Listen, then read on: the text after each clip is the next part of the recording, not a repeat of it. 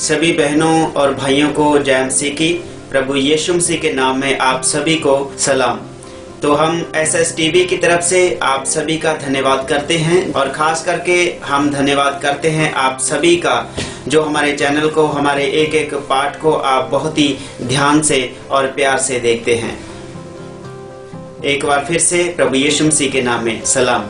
तो मैं आपका दोस्त सुखविंदर सिंह आज फिर हाजिर हुआ हूँ आपके सामने एक नई बात को लेकर। उसी अध्याय में से जो रोमियो को पत्र लिखा गया, उसी अध्याय से आज हम फिर बात करेंगे। 8 अध्याय से और ज्यादा गहराई में जाकर कुछ और नई बातों को सीखेंगे। तो आइए शुरू करते हैं। तो पिछले 2 अध्यायों में आपने सीखा है मेरे प्रियजनों कि मौत हमें परमेश्वर के प्यार से अलग नहीं कर सकती। तो जीवन के बारे में आपने सीखा कि जीवन हमें परमेश्वर से अलग नहीं कर सकता। दूसरा अध्याय जो आज हम बना रहे हैं, इस अध्याय में जीवन की ही बातें हम आपसे करेंगे, जीवन के वचन के ही बातें आपसे करेंगे ताकि और ज्यादा गहराई से हम आसानी से समझ सकें।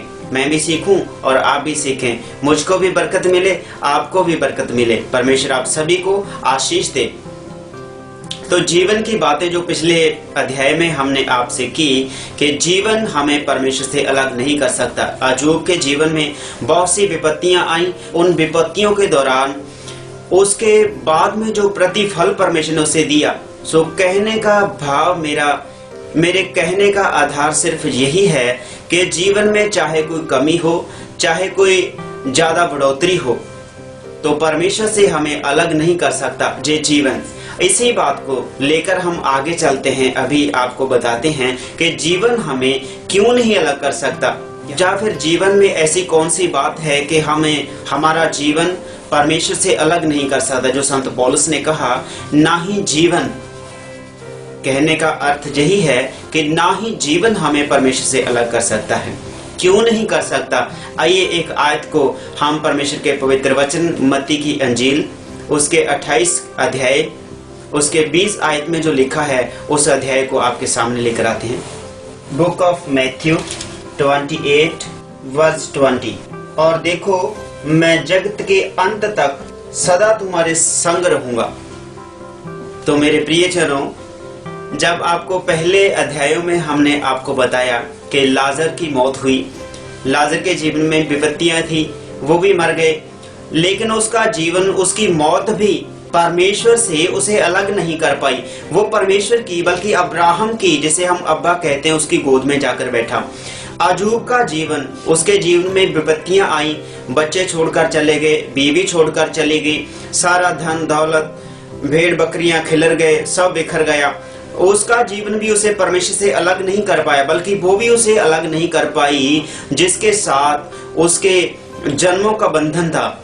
उसकी खुद की पत्नी, जो उसके अंग थे, हमारे पवित्र शास्त्र के अनुसार जो पति और पत्नी हैं, एक दूसरे के अंग हैं, वो भी उसे अलग नहीं कर पाई। उसने कहा, तू छोड़ दे इसको, परमेश्वर की उपासना करनी बंद कर दे।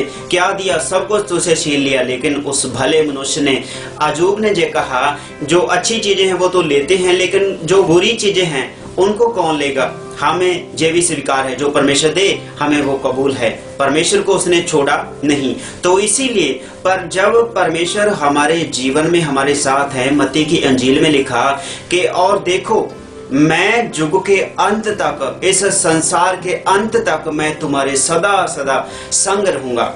तो मेरे प्रियजनों, जब परमेश्वर ही हमारे संग रहते हैं हमारे जीवन में, तो भला हमें हमारा जीवन ही क्यों परमेश्वर से अलग करेगा? जो जीवन उसे परमेश्वर से अलग नहीं कर सकता, क्योंकि जीवन में तो परमेश्वर खुद हमारे साथ रहते हैं। तो जो जीवन के साथ जो परमेश्वर है, जो जीवन परमेश्वर के साथ है, तो जो जीवन परमेश्वर से अलग हमें कर नहीं सकता मेरे प्रियजनों। तो इसीलिए जो संत पौलुस ने कहा, मेरा जीना मसीह में है, प्रेज़ द लॉर्ड, मेरा जीना मसीह में है, मरना मेरे लिए लाभ है। क्यों कही ये बातें? इसीलिए उस संत ने ये कहा है मेरे प्रियजनों, जीना मेरे लिए मसीह में है, क्योंकि मसीह खुद इस बात को बयान करते हैं कि मैं युग के अंत तक, और वह कह रहे हैं, देखो मैं युग के अंत तक तुम्हारे संग रहूंगा।